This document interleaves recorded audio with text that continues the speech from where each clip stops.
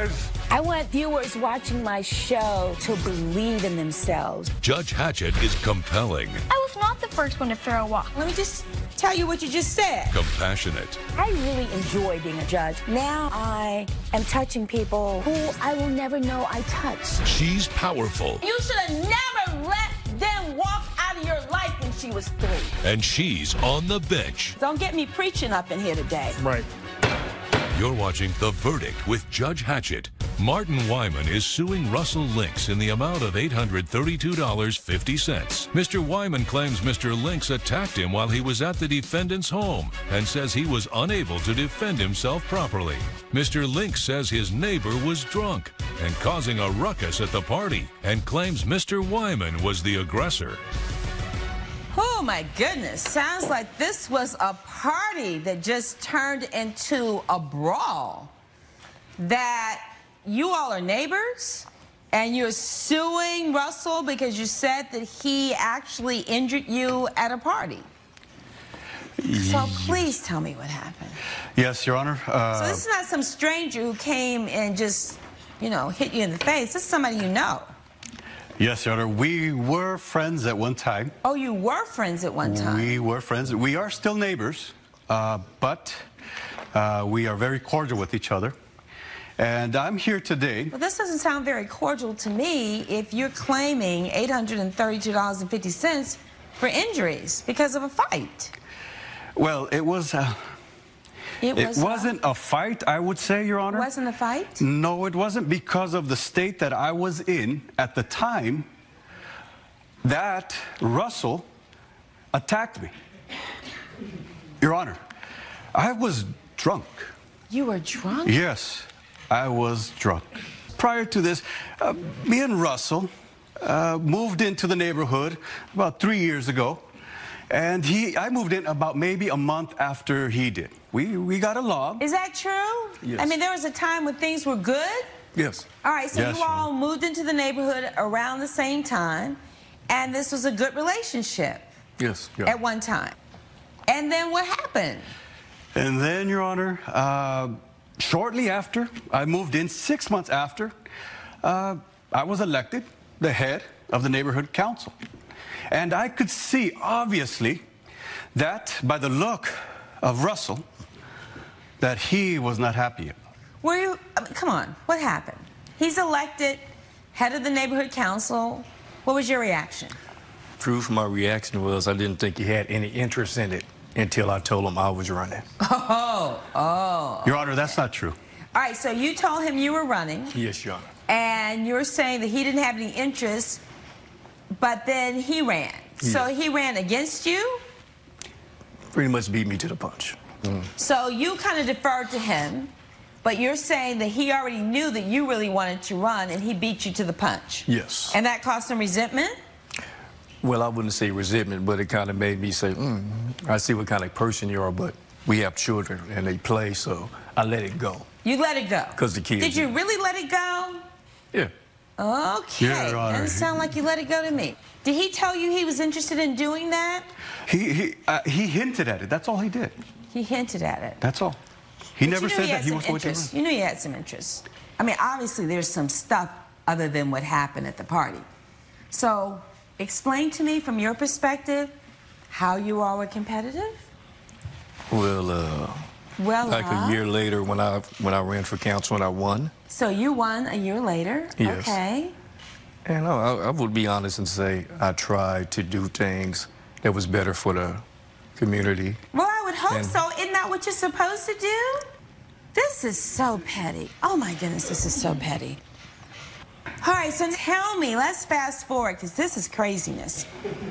What happened with this party? It was my understanding from the complaint is that it's your wife's party, right? Yes. And if you had such disdain for him, how did he get invited?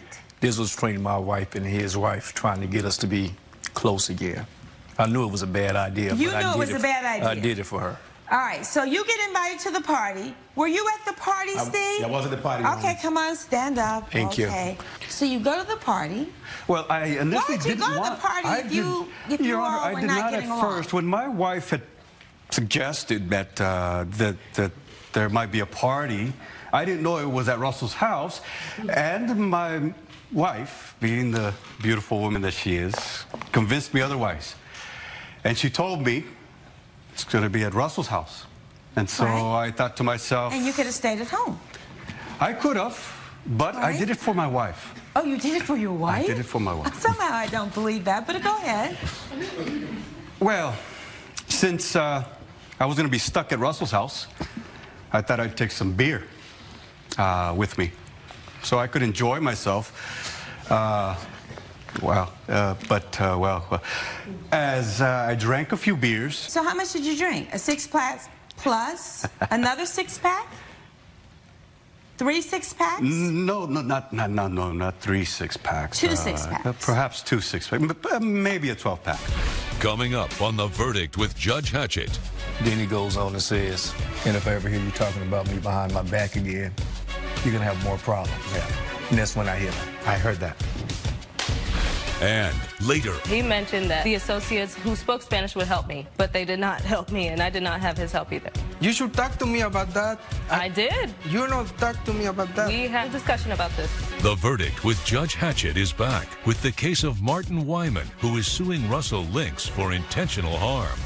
So now we're drinking your own beer. So what happened? Come on, Steve, help me understand this, please. It's crazy. You know, I'm a neighbor from these two guys. I could clearly be by his side today, but I'm by Russell's side. Why? Because I was there and I saw everything, and I don't drink. So if you don't drink, you see all the craziness happening around. So I saw everything. And I have to tell, with all the respect, they're awesome in the council. They really help the neighborhood. They're great. I am so glad to hear something positive. Yeah, I have to commend them both. They were awesome. All right, so he was a good president, and so was Russell. Yeah. So now we're at this party, and things go just off the rails. All I see is him all over the place, going completely crazy, talking to everyone, talking behind his back to all his people that he is hosting. He's a very gracious host, you know, making us very comfortable. So wait a minute. He is at Russell's house. Talking about Russell? Russell to other people. All the people that are Russell's guests? Yeah, and I'm observing everything. And he's the host. He's the host. Are you trashing Russell in his own house? Your Honor, I was drunk. I said a few things, perhaps, that may have offended him, but, Your Honor, I also was in a different state of mind, and so... Why didn't you go home? That's a very, very good question, Your Honor. It is a very good question. That's why I asked it. And at the moment, Your Honor... He broke what? I broke a vase, huge, big vase. He stumbled drunk and broke the vase, Russell's vase. Yeah, but he broke your vase, Russell? Your Honor? Yes. Your Honor, from what my wife said... And what did you do? I started to do something, but my wife stopped me and said she would take care of it because she knows me. So I let her take care of it. Yeah, he was like, okay. And did you all not ask him to leave? Yes. The party after he broke the vase? Yes. He did. So you broke the vase? Yes, I did. You were drunk and you stumbled into the vase. Yeah. Yes. And what did you do? I felt that he was talking behind my back. I heard that he was talking behind my back, saying such things as referring to my behavior at that time. That was the reason why I was not elected twice in a row for the neighborhood council. It sounds like you were obnoxious. Yeah. That you, by your own admission, you were drunk, and now you break this vase that belongs to Russell, and you're at his house. Your Honor, I was enjoying... And so now you're going to confront him? Yeah.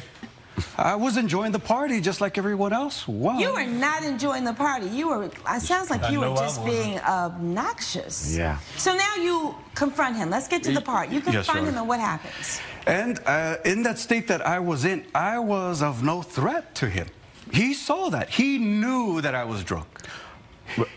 Russell knew, and we were... But... What happened, he Russell? felt. What happened? Tell me what happened, because I'm getting ready to rule on this case. What happened? After the vase broke and my wife went over and talked to him, he kept bumping into the guests. And I told her, I've had enough of this, I need to talk to him. I called him and said, well, you know, Martin, come here, let me talk to you. And he was hostile. I said, this is my wife's birthday party. You need to calm down. And then he came over, but he kept coming. And I said, now you're getting kind of close. He even backed me in a corner in my own house. He came up to me and he said, well, if you want me to lead the party, make me. I said, man, calm down. You're doing too much. Then he goes on and says, and if I ever hear you talking about me behind my back again, you're going to have more problems. Yeah. And that's when I hit him. I heard that.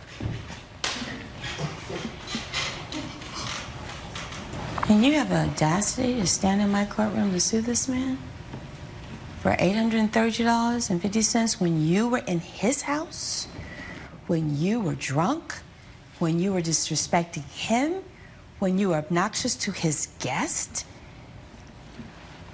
How dare you? Really, how dare you stand here with this foolishness? Do you not see that you owe him an apology? I do not. I do not advocate violence. I do not. But you're all up in this man's face, threatening him by your own admission. You're drunk. You're saying, oh, but Judge, I'm no threat. I have seen a lot of drunk people who are threats. So, you know what?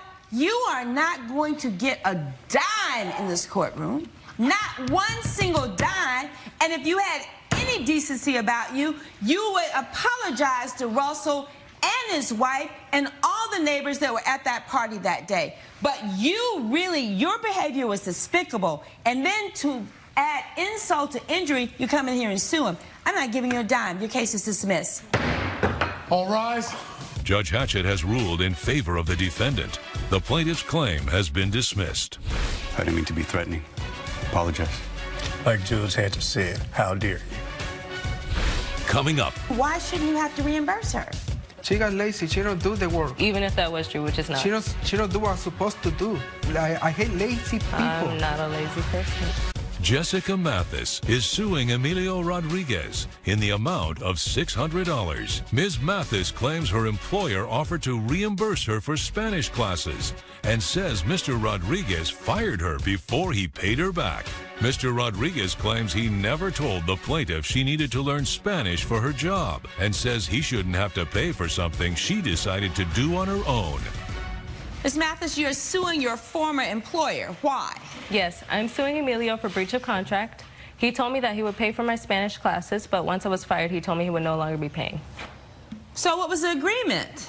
The agreement was if she's still employed by me, I would pay for the classes, but she's not working for me anymore. So you were paying for her Spanish classes as long as she was working for you. Yes. But she was no longer working for you, so you are not paying her for the classes. So let's start at the top. Why were you taking these classes? Okay, I work at his drugstore as an assistant manager, which I really enjoyed at the first location. He has 2 locations. All right. So 6 months after I started working for him, he moved me to the second location. Something that I was not prepared for was that most of the customers in that area speak Spanish. I do not speak Spanish. Why did you move her to the second store? Because I need help with another store. I need help, so she could be the one I was looking for. So you can do. What happened to bring her to the point that she was taking these Spanish classes?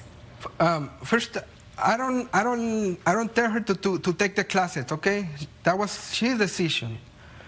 I would think that would behoove you to have her speak Spanish. Yes. Yes. I did suggest the classes, but he agreed, and he agreed to reimburse me for the classes that I took. Coming up. She's not good. She's not doing a good job. He says that the associates told him that I was lazy because I would ask them for help because the store was a mess. The verdict with Judge Hatchett is back with the case of Jessica Mathis, who is suing Emilio Rodriguez for breach of contract. Okay, so you enroll in these classes. Yes, ma'am. And how much did you pay for the Spanish classes? $600, including books. Okay, and how long were the classes? The course is 12 weeks long. I finished 8 weeks. 12 weeks. You finished 8 weeks. She didn't even finish it. So did you agree to pay for the classes? Yes. Yes. And your understanding was that you would pay for the classes as long as she worked with you. That's not what we agreed upon. Ms. Mathis is saying no. Had nothing to do with whether or not I was working there. So you are in a 12-week Spanish class. Yes, ma'am. You finish 8 weeks. Before I was fired. According to the complaint, you were no longer working there. What happened? Let him tell it I got lazy, but I took 2 sick days, and a week later I took 2 vacation days to take my son. It was his 5th birthday, so I took him to a theme park. And what's wrong with her being offered 2 days sick and vacation days? I mean, she earned the vacation days, yes? Yes, but she took all together. That's too much for. I need her in the store. She's out sick 2 days, and then she goes on vacation for 2 days with her son, and you say you fired her behind that? No. Also, the old employment told me that she's not good. She's not doing a good job. He says that the associates told him that I was lazy because I would ask them for help because the store was a mess.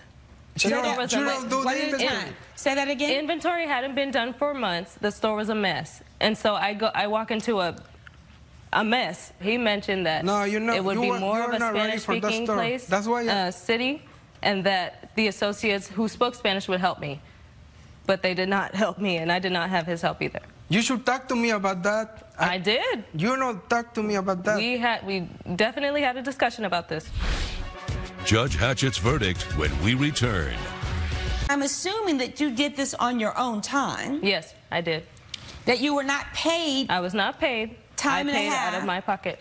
Nope. For overtime for going to these classes. Nope. That seems to me that she is going a step beyond her job requirements to improve her skills to benefit your business. Do you not see that? Yes, I see that. And so then she was terminated, but she's already paid for the $600, and she's taken 8 of the 12 weeks, again, for the benefit of your company. Why shouldn't you have to reimburse her?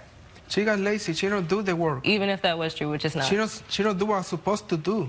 I hate lazy people. I'm not a lazy person. You know what? I think that she, in good faith, registered for this class, did not get paid overtime, did it on her own initiative to try to support your business. And at first I was going to proportion the time out between the 8 weeks that she'd taken out of the 12 and do the math over the $600. But now that I think about it, I think the justice demands that you pay her every single dime of the $600. Judgment for the plaintiff in the amount of $600. We'll stand adjourned. All rise. Judge Hatchett has ruled in favor of the plaintiff. The defendant has been ordered to pay $600. I took Spanish classes to help your business. I'm glad I'm getting reimbursed. I'm glad you're not my employee anymore.